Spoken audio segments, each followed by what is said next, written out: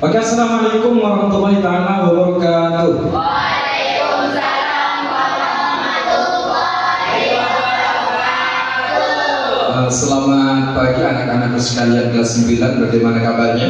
Baik. Udah pada makan semua? Udah. Alhamdulillah. Oke, sebelum Bapak memulai pembelajaran pada kesempatan kali ini, mapel mata pelajaran pada kesempatan kali ini merupakan mapel mata pelajaran KKA. Ini merupakan mata pelajaran baru yang akan diadakan oleh Kementerian Pendidikan Dasar dan Menengah. Ini mungkin nanti tahun depan akan lanjut. Oke, sekarang ini pembelajaran KKA. Sebelum Bapak menjelaskan mengenai materi pada saat kali ini, saya minta kepada seluruh siswa untuk berdiri semuanya. Sebelum biar sehat pada sehat, semangat semuanya. Semangat. Semangat kelas 9. Oke.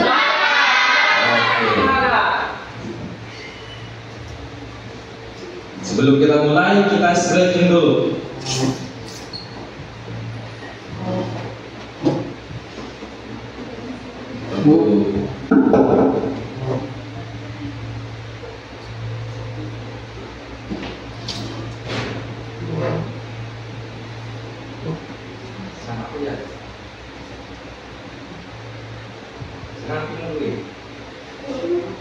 Oke ya, kita senang pinguin. Mejanya dijalankan. Anak keluar meja dulu. Keluar. Sana. Oke. Kita sama-sama stretching terlebih dahulu.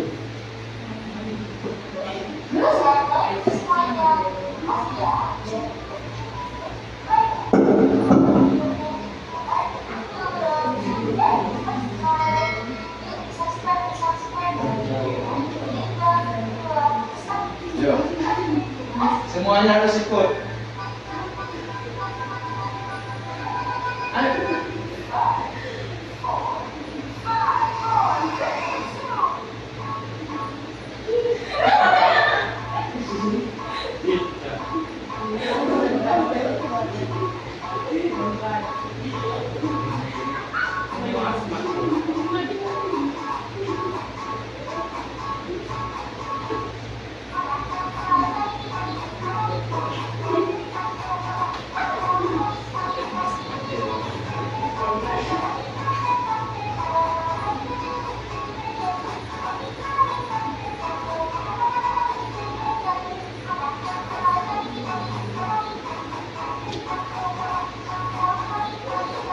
Semuanya joget semuanya.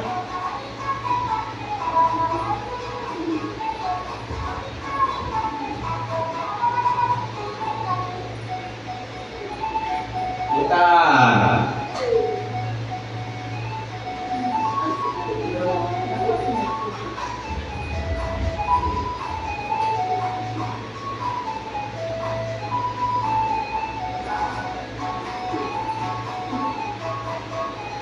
Ayo ikut semuanya.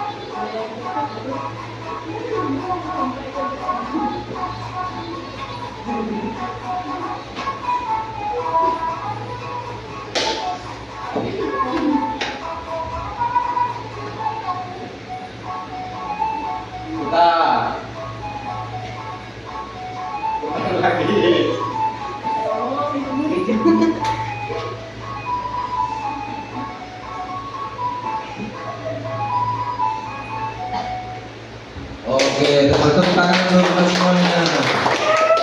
Oke, terima kasih. Silakan duduk kembali.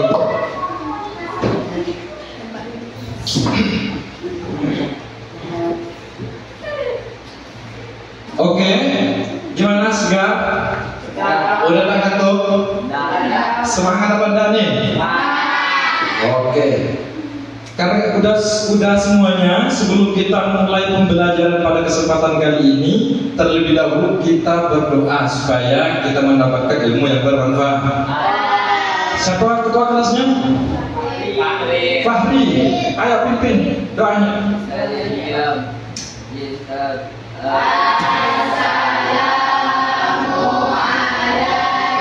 Assalamualaikum warahmatullahi wabarakatuh.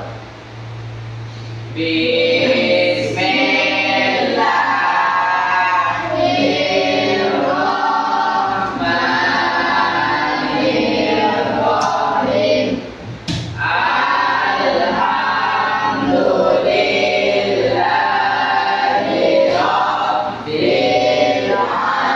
alamin.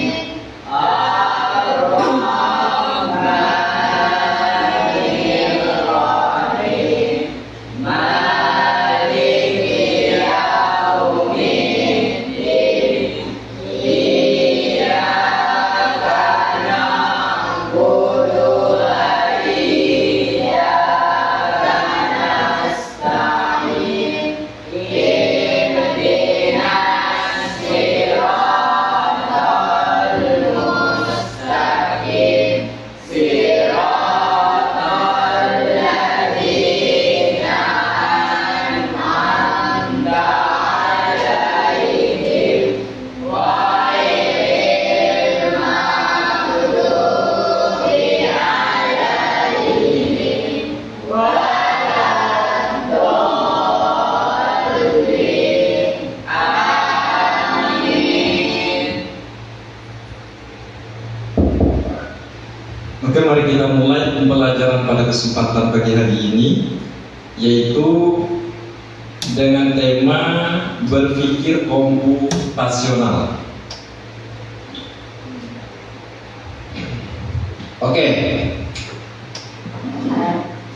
sebelum Bapak menjelaskan mengenai berpikir komputasional, apakah anak-anak pernah mendengar apa di sebelumnya? Sebelumnya apakah pernah mendengar mengenai berpikir komputasional? Tidak pernah sama sekali? Tidak. Oke, karena belum pernah, maka sekarang kita mengenal apa sih yang dimaksud dengan berpikir komputasional. Oke, karena pembelajaran kita pada kesempatan kali ini judulnya ini, berpikir komputasional dalam mata pelajaran KKA, Coding dan Kecerdasan Artifisial. Ini pembelajaran baru, ya. Oke, yang Bapak akan sampaikan pada kesempatan kali ini yaitu capaian pembelajaran yang akan kita capai. Yang pertama, bagaimana anak-anak sekalian dapat mengetahui apa sih yang dimaksud dengan berpikir komputasional. Dan yang kedua, anak-anak dapat ini, tunggu ya bentar.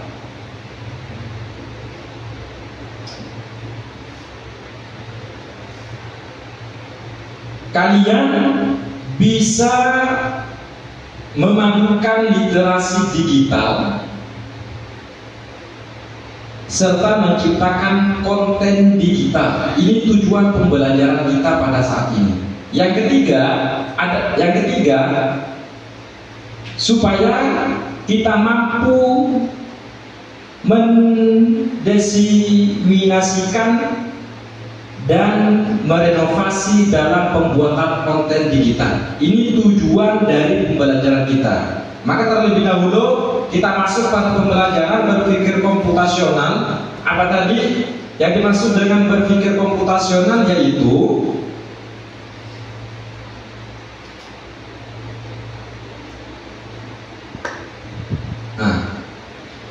berpikir komputasional ini berpikir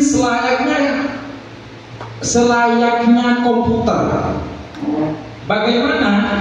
Ya artinya ketika berpikir memiliki kritis, tepat pada sasaran, apalagi sesuai dengan fakta. Kalau berpikir kita kan biasanya abu-abu, yang biasanya sebenarnya ini dibilang ini, itu yang sebenarnya itu dibilang ini. Maka dengan adanya berpikir komputasional ini, ya kalau 1 tambah 1 2 asli. Bagaimana komputer yang diperintahkan itu sesuai dengan fakta. Ini berpikir komputasional. Ya, yang dimaksud dengan berpikir komputasional. Tunggu. Oke, konsep berpikir komputasional ini ambil catatan nanti gamenya di ini nanti pembelajarannya ya. Catatan. Pertama kali yang menemukan atau memperkenalkan adanya konsep berpikir komputasional ini yaitu tokoh yang bernama Seymour Papert. Ini pertama kali orang yang memperkenalkan adanya apa? Berpikir komputasional. Berpikir komputasional. Pada kapan? Pada tahun 1980-an. 1980. Ini orang pertama kali yang mengenalkan adanya berpikir komputasional. Oke. Yuk, ini definisi. Apa sih yang dimaksud dengan berpikir komputasional? Jangan berangan-angan, pelajarannya sudah tidak. Berpikir komputasional berarti kita sebagai kalian, sebagai peserta didik mampu berpikir yang dapat menjelaskan permasalahan. Nih, dapat menyelesaikan permasalahan. Ini namanya berpikir komputasional. Contohnya, kalian mendapatkan suatu masalah. Kalian dapat memecahkan masalah itu tersebut dengan diri kalian sendiri. Ini sudah kalian memiliki berpikir komputasional. Masalah apapun, apalagi ataupun persoalan sehari-hari. Dalam sehari-hari kalian ada persoalan, masalah, bisa kalian tangani dengan sendirinya. Sehingga persoalan tersebut menjadi tidak ada lagi persoalan. Ini disebut dengan berpikir komputasional. Pernahkah kalian menghadapi persoalan masalah? Masa tidak pernah? Pernah. Bagaimana kalian Bagaimana kalian menyelesaikan persoalannya atau masalahnya? Bisa tidak? Bisa. Kalau bisa, berarti kalian sudah bisa yang disebut dengan berpikir komputasional. Paham ya? Definisi yang pertama, berpikir komputasional itu berarti kita mampu berpikir ketika ditimpa persoalan, menghadapi masalah dapat kita selesaikan dengan sendiri. Berarti itu disebut dengan berpikir komputasional. Paham tidak? Oke, nanti ada kasus contohnya. Yang kedua, berpikir komputasional merupakan kemampuan menyusun solusi. Ketika kita ada masalah dalam kehidupan sehari-hari kita, ketika kita ada persoalan, kita memiliki solusi bagaimana persoalan dan masalah tersebut dapat dipecahkan. memiliki pemikiran seperti ini, kita sudah memiliki pikiran komputasional. Paham ya dimaksud dengan berpikir komputasional? Nah, oke. Secara logis, masuk akal, sistematis dalam menyelesaikan permasalahan kalian diselesaikan dengan rapi, baik, namanya sistematis, sehingga dapat diproses oleh manusia maupun komputer. Dalam komputer, dalam manusia ada persoalan, contohnya tadi bisa diselesaikan dengan baik. Atau kalian nanti menggunakan komputer, ada virus umpamanya, atau ada permasalahan, bisa dipecahkan. Ini namanya berpikir komputasional. Oke? Nah, itu definisi dari berpikir komputasional. Lalu apa manfaat dari berpikir komputasional? Nah, ini harus kita pahami. Pentingnya berpikir komputasional dalam kehidupan sehari-hari, atau keseharian kita. Ada manfaatnya apa tidak? Banyak manfaatnya. Apa saja? Yang nomor satu, poin yang ke-1, membantu menyelesaikan masalah dengan mudah. Kalau pikiran kita sudah ada berpikir komputasionalnya jernih, maka poin yang pertama akan gampang membantu menyelesaikan masalah yang telah kita hadapi. Ini manfaat yang pertama. Yang kedua, membantu membuat keputusan yang lebih baik.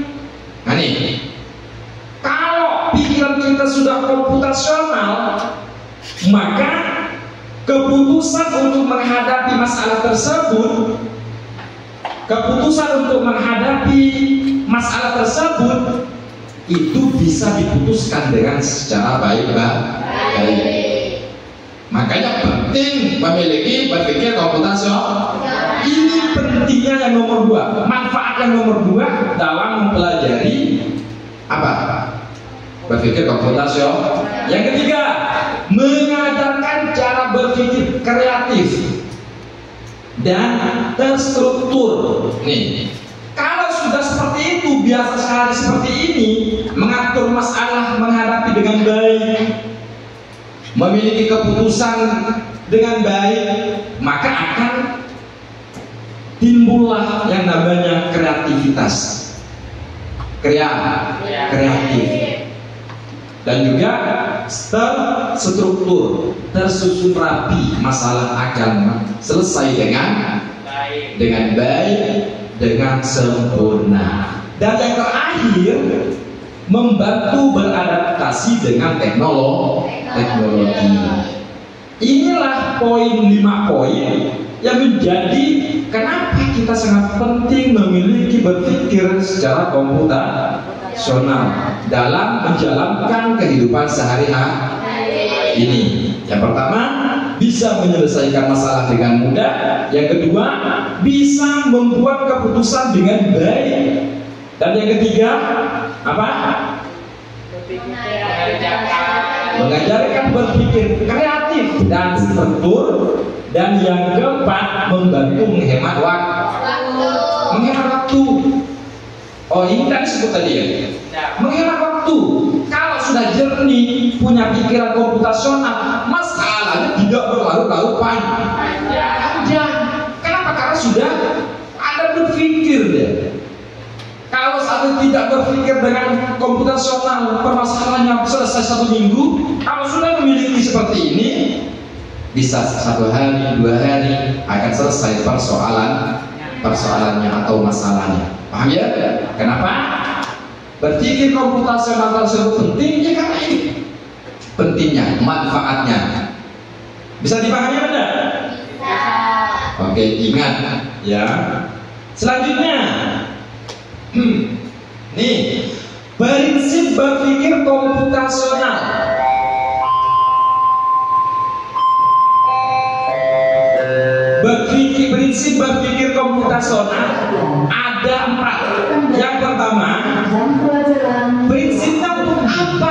berpikir komputasional. Yang pertama, decomposition. Atau bahasa Indonesianya dapat memecahkan masalah. Ini kalau kita sudah memiliki berpikir komputasional, memecahkan masalah besar menjadi bagian-bagian yang lebih kecil. Kalau sudah memiliki berpikir komputasional nih, masalahnya yang sedang berlarut-larut dan juga besar, karena kalian berpikir secara komputasional, maka masalah yang besar akan menjadi lebih kecil. Itu yang pertama, prinsipnya berpikir komputasional. Apa istilahnya? Decomposition.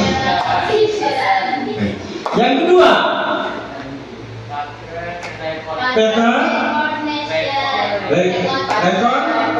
recognition atau pengenalan pola. Menemukan pola yang bisa digunakan kembali. Artinya pola maksudnya menemukan cara. Kalau sudah berpikir komputasional, ketika sudah diselesaikan dengan baik, menemukan permasalahan yang lain, nanti ada hari selanjutnya untuk diselesaikan, dijalankan jika baik. Kenapa? Ya ini karena kita memiliki pikiran yang komputasional, jernih. Nah, better recognition, pengenalan pola. Dan yang ketiga, ini prinsip ini. Yang ketiga,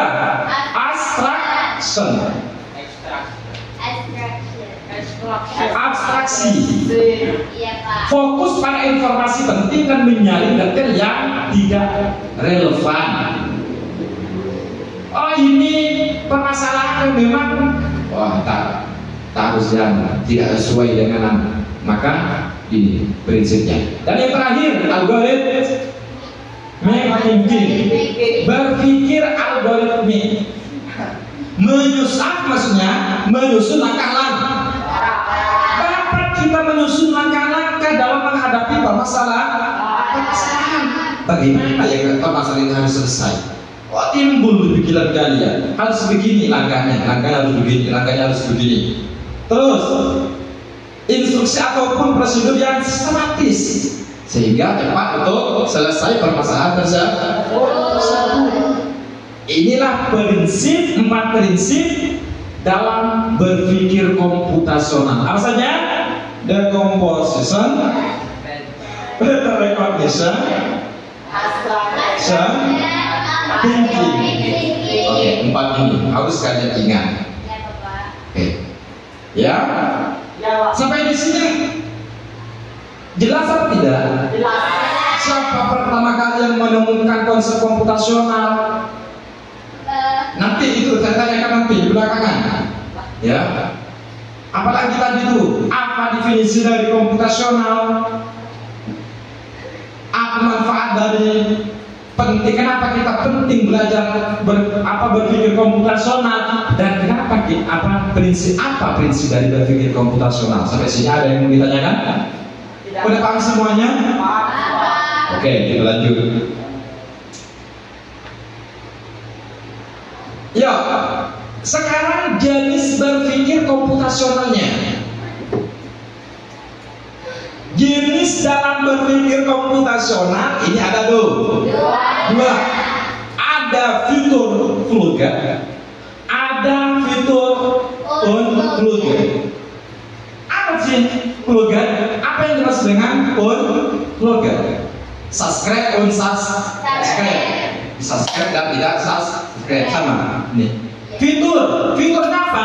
Kalau fluger perangkat, yaitu permasalahan yang terjadi dalam suatu perangkat. Contohnya di komputer, contohnya lagi di intinya media.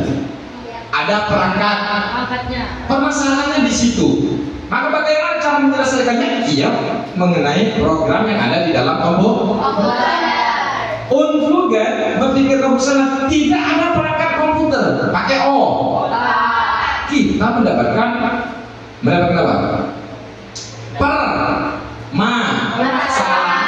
Hari. Ada perangkat komputernya? Tidak. Adanya ya. Kita harus berpikir sendiri. Oke, lanjut ya. Ini nih, intinya jenis berpikir komputasional ada dua. Yang pertama, yang kedua. Oke, lanjut.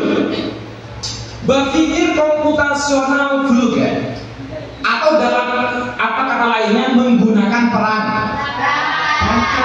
Komputer bisa menyelesaikan berbagai masalah. Bisa menghapus ini, itu, pemblokiran dan lain-lain semacamnya. Ini bisa diselesaikan dengan adanya perangkat. Ya. Yang kedua, berpikir komputasional unflugen atau tidak menggunakan perangkat. Ya, permasalahan yang timbul pada manusia dalam kehidupan sehari-hari. Ini namanya berpikir komputasional. Ya, yang kedua, jenis berpikir komputasional ada dua, gitu. Ya, kalau flugen itu permasalahan yang ada di dalam, yang ada perangkatnya. Kalau flugen permasalahan menghadapi kita sehari-hari. Oke. Lanjut, berpikir komputasional dan kompetensi abad 21. Nih, kompetensi ini berkaitan erat dengan konsep AC. Ya. Nih, istilahnya A4C. Beri 4G. Kalau 4G, 4G. 4C, ya. Berpikir komputasional ini diistilahkan berkaitan erat dengan konsep 4C. Apa yang maksud dengan 4C? Critical thinking. Berpikir kritis. Kalau sudah biasa berpikir komputasional, maka akan pikiran kita menjadi memiliki pemikiran yang kritis. Tak sesuai dengan kita, tak sesuai dengan aturan, kritis kita. Disebut critical thinking. Yang kedua, creativity. Orangnya akan menjadi kreatif, memiliki kreativitas. Ya, kalau dalam komputer seandainya membuat baleho seumpamanya kreatif, bagus, tidak niru punya orang lain. Karena di pikiran kalian sudah ada angan-angan baleho kalian 17 Agustus ini mau dijadikan apa, seperti apa, mau dipasang apa aja. Itu sudah ada di pikiran kalian. Ini yang akan timbul ketika kita memiliki pemikiran Yang kedua, creativity. Kreatif. Yang ketiga, communication. Komunikasi, dapat mengomong, dapat berbicara dengan baik. Kenapa ini terjadi? Karena berpikir komputasional. Dan yang keempat, kolaborasi. Kolaborasi. Apa kolaborasi? Kerjasama. Inilah apa? Yang disebut dengan konsep 4C. Oke, kaitannya dengan berpikir komputasional. Ingat. Nanti akhir saya buat dia nanti pertanyaan. Siapa yang juara satu nanti dapat. Oke, selanjutnya. Oke, penjelasannya sudah selesai. Siapa penemu pertama komputasional? Siapa sudah dijelaskan tadi? Siapa? Tahun berapa? Definisi dari berpikir komputasional sudah dijelaskan sudah? Akan sudah. Manfaatnya ingat kan? Oke. Kenapa penting kita harus memiliki berpikir komputasional? Sudah tadi kan? Oke. Bisa dicatat penting-pentingnya ya. Sekarang kita praktekkan. Contohnya seperti apa kasus berpikir komputasional ini, supaya nanti ketika kalian pulang ke rumahnya bisa mempraktekkan. Tadi kasus pemecahan masalah dengan berpikir komputasional. Cara kita mengatur buku di perpustakaan, atau cara kita mengatur buku di rumahnya seumpamanya, atau di sekolah seumpamanya, yang bukunya berantakan, yang tidak tahu ini sama dengan yang mana, ini kelas berapa, semuanya bertaburan. Kasusnya seperti ini ya, memiliki, anggaplah kena kucing umpamanya, sehingga bukunya yang banyak bertaburan. Maka bagaimana, apakah kita bisa memecahkan masalah ini dengan cara berpikir komputasional? Kasusnya seperti ini. Contoh, mengatur nih ya. Contohnya tadi kasusnya mengatur buku di rak. Kalau di rak buku banyak di perpustakaan, ini pelajaran IPS kan, ini pembelajaran IPA, ini pembelajaran agama, ini peta-peta, ini MTK, ini yang tidak berhubungan dengan materi di sekolah, ini buku-buku fiksi, ini buku-buku cerita, ini semuanya kan gitu kan, kalau kan tersusun lah. Bagaimana kita mengatur supaya ini menjadi lebih kembali lagi seperti yang seperti itu?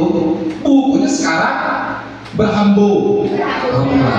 Nah, kita bisa selesaikan dengan baik kalau kita berpikir komputasional.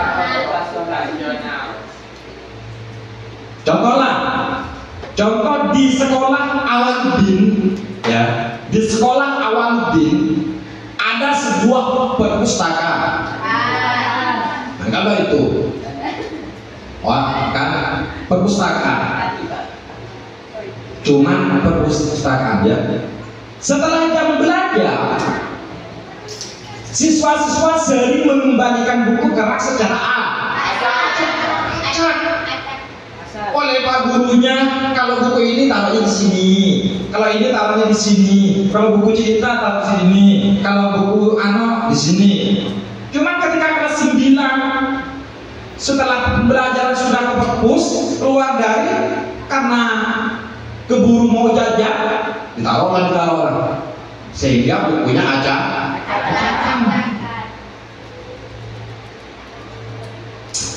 Apa yang akan terjadi? Akan menyulitkan mereka dan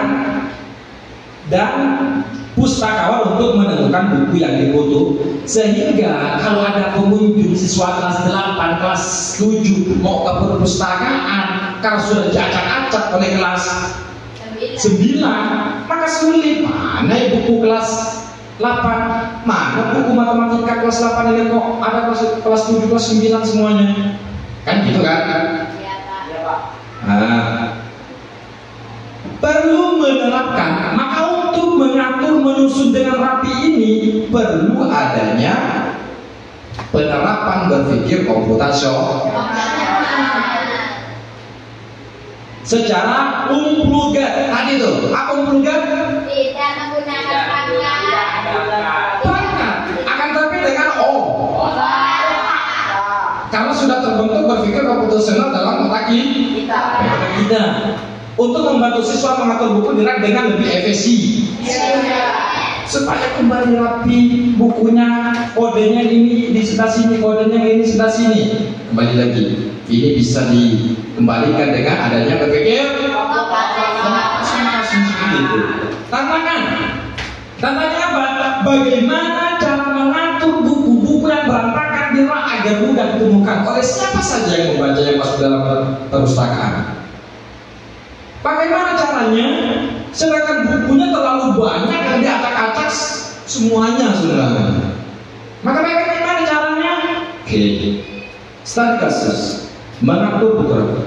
Yang pertama, langkah yang pertama yang harus bagi kita kalau sudah berpikir komputasional, yang pertama, langkah yang pertama yaitu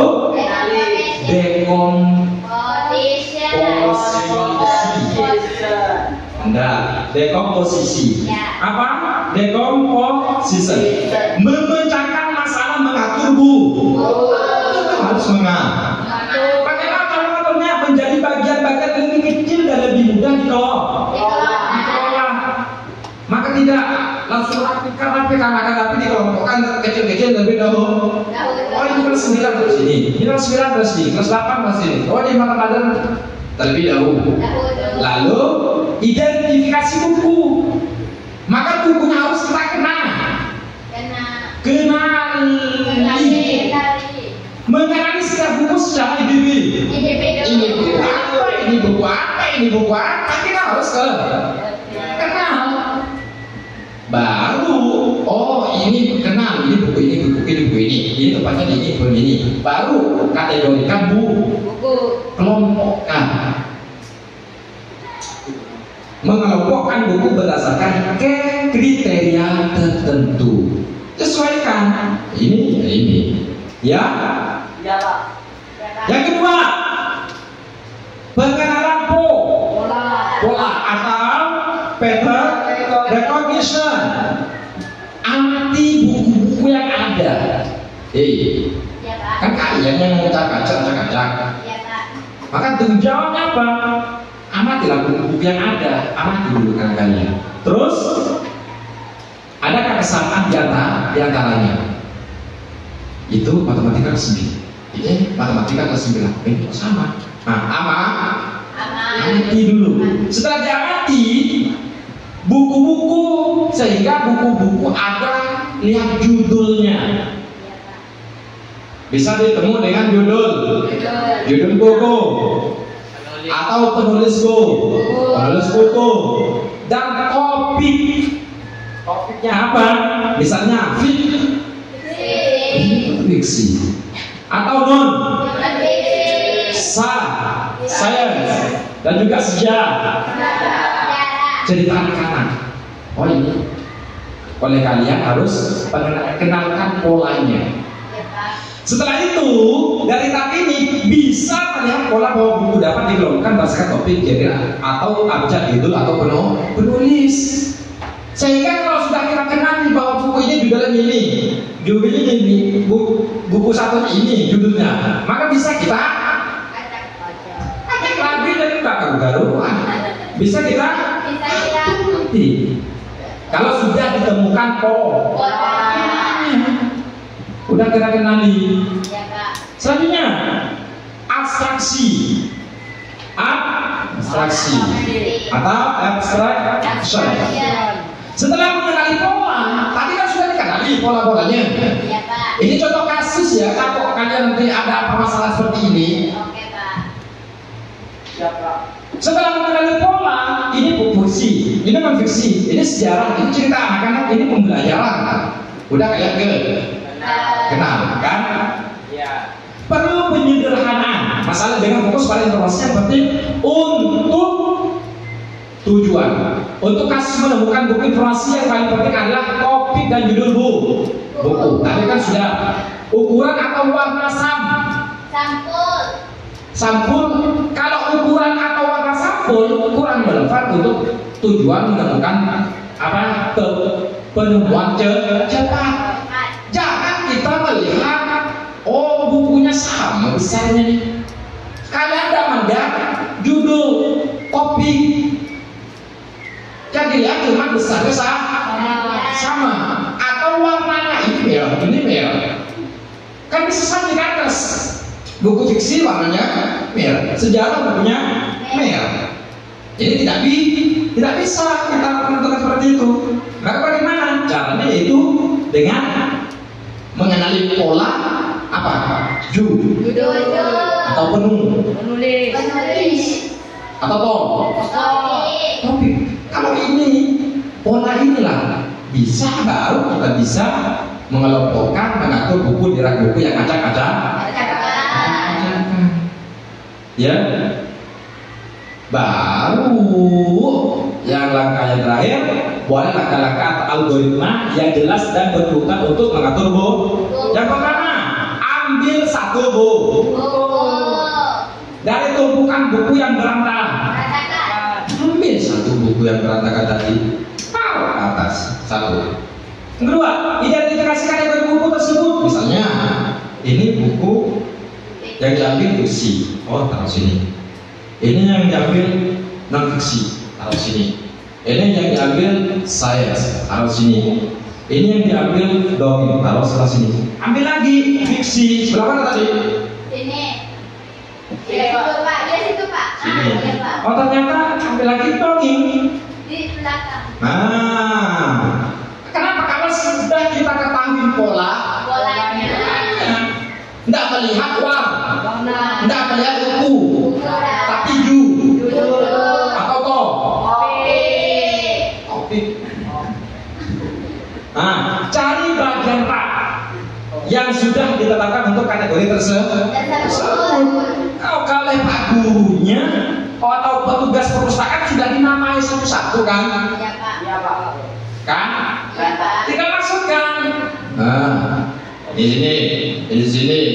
Terus sisihkan buku ke dalam rak pada kategori yang sesuai. Jangan non-fiksi taruh fiksi, non-fiksi taruh sejarah. Sejarah. Nah, semakin Rumit. semakin Berantakan. berantakan. Oke? Oke Pak. Terus ulangi langkah 1, 5 sampai semua buku tersusun rapi. Ulangi terus sampai selesai. Kalau sudah selesai, lihatlah perpustakaannya akan kembali rapi kembali. Ini semua karena berkat berpikir komputasional. Kalau tidak berpikir komputasional, Tidak. semua akan semua. Nah, ini karena kita jernih berpikir komputasional, maka akan tersusun dengan rapi sesuai dengan Topik. Aturan. sesuai dengan plan nama-nama yang sudah disediakan oleh petugas perpustakaan. Oke? Hasilnya dengan menerapkan langkah-langkah berpikir komputasional ini secara apa? Apa uloga? Apa uloga tadi? Maka kita dapat memahami masalah besar bisa dipecahkan menjadi bagian-bagian lebih kecil. Selanjutnya melihat pola dan mengelompokkan objek berdasarkan karakteristiknya sesuai dengan judulnya, sesuai dengan topiknya. Selanjutnya menyederhanakan masalah dengan fokus pada informasi penting. Selanjutnya membuat aturan langkah-langkah yang jelas untuk menyelesaikan tugas. Ini akan membuat proses penemuan buku di perpustakaan menjadi lebih cepat dan mudah bagi semua orang.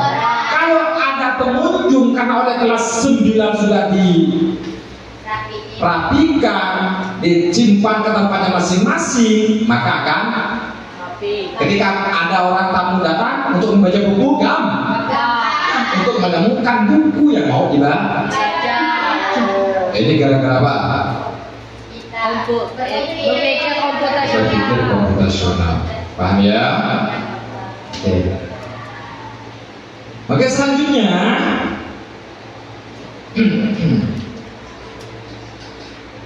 paham apa benda? Sampai sini ada yang mau ditanyakan? Tidak. Sampai sini ada yang mau ditanyakan? Tidak, Pak. Serius? Serius. Oke. Masih semangat? Masih. Semangat, mana semangatnya? Mana suaranya kelas 9? Yang di belakang mana suaranya?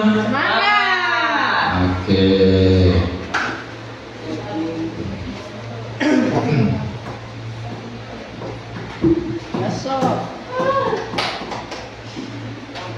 Semangat ya.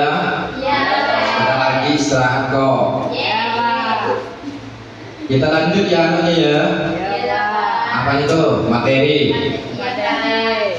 Tadi ada yang menanyakan yang tadi? Kita masuk aja yang materi yang selanjutnya, Oke, Pak. yaitu produksi konten dan diseminasi konten digital.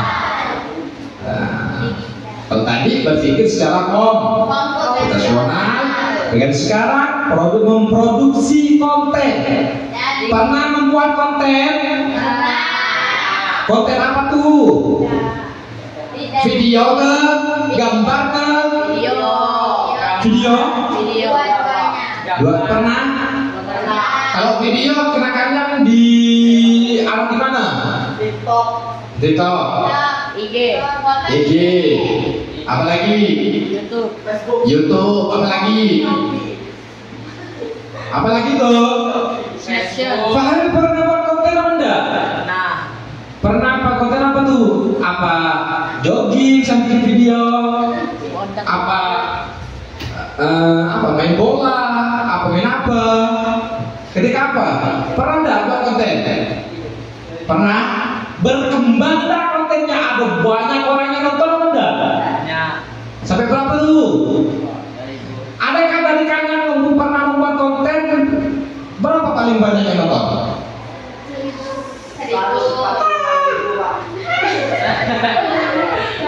Berapa? Hah? 2 miliar. Beneran? Di mana tuh? Oke, nanti saya bilang ya. 800.000. 800.000, alhamdulillah banyak. Nah, bagaimana ini maka bagi kalian yang belum, kenapa ya konten saya tidak ada yang nonton? Kenapa ya konten saya kok tidak ada yang mau like? Tidak menarik. Maka ini sekarang produksi konten dan diseminasi konten digital. Sekarang ini yang kita bahas nih. Bagaimana caranya? Oke. Pada sini kita akan membahas tentang produksi konten digital dan diseminasi konten digital yang berkait dengan bab sebelumnya. Bab sebelumnya apa? Berpikir. Sekarang, seiring perkembangan era digital, sekarang ini udah berkembang teknologi sangat canggih, beda dengan dulu. Maka kita harus menyesuaikan dengan zaman. Jangan kalah dengan orang lain. Harus menjadi orang yang update. Ada aplikasi baru, pelajari biar tidak ketinggalan. Masa apa masih main masak-masakan? Masih, Pak. Hah? Masih. Apa? Yang penting jangan ketinggalan dengan konten yang selanjutnya, yang sesuai dengan teknologi kita nih. Karena sekarang zamannya teknologi mendapatkan. Karena kalau kita sudah tahu mengenai teknologi, ini kan banyak manfaat. Banyak manfaatnya. Di antaranya informasi yang diterima menjadi lebih cepat. Di media sosial, kejadian yang ada di Jakarta sana bisa diakses lewat situs, lewat video, lewat TikTok, lewat YouTube. Ada apa di Palestina? Tahu dari mana kalian? Dari mana? Pernah ke sana? Tidak. Dari mana? Dari Medsos. Dari yang diupload oleh orang sana. Cepat untuk mendapatkan informasi. Apalagi mempercepat komunikasi.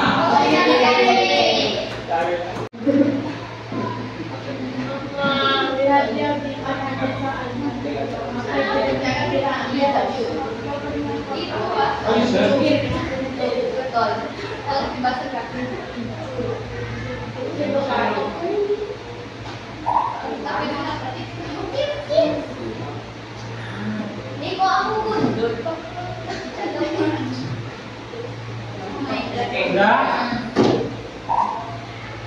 3 masih lo?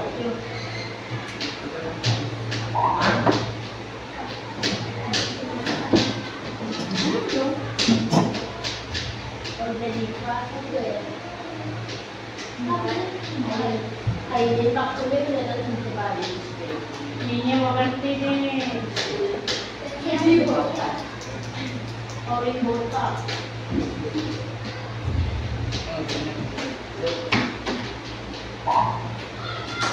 Ayo, 5. Ada orange botak. Es krim di kepala itu. Ya. Aku pakai topi. Ada topi aja. Aku pakai topi biru. Oh, ini ya botak. Audi itu keluar. Audi. Enggak. Audi on. Gitu. Audi.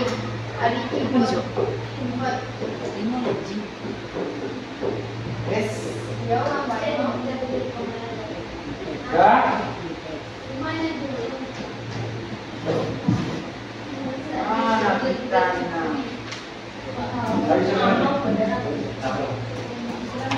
Serius? Ya masuk semua? Fair, sudah. Rizka,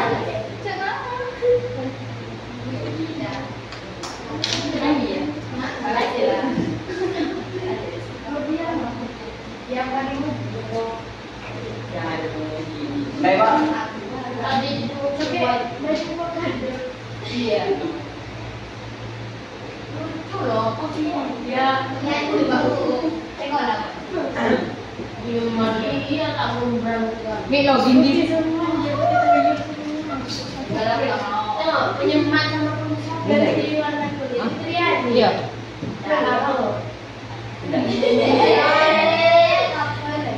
Penyemat couple.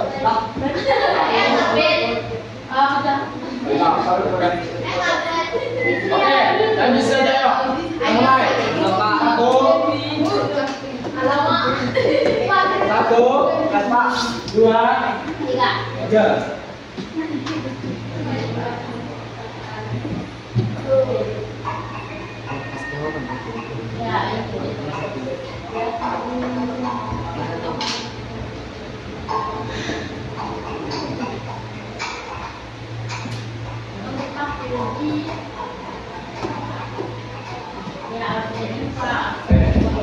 Mantap.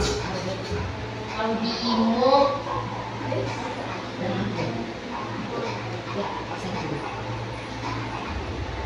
Salip-salipan nih. Amanda sama Audi ini. Mat sang juara nih. Nyusul. Mat sang juara nyusul.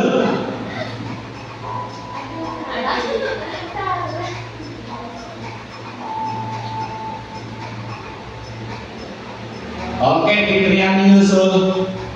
Mat. Ayo. Hai mana? Apa dia pertanyaan Pak? Ya Pak Paulus. Ada jadi kok kata-kata. Batasan lah.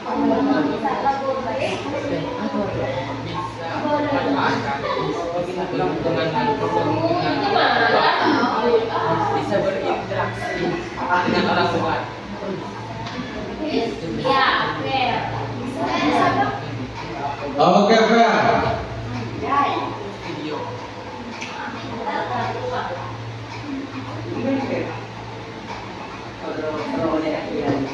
Aini. Fair. Amanda menyusul.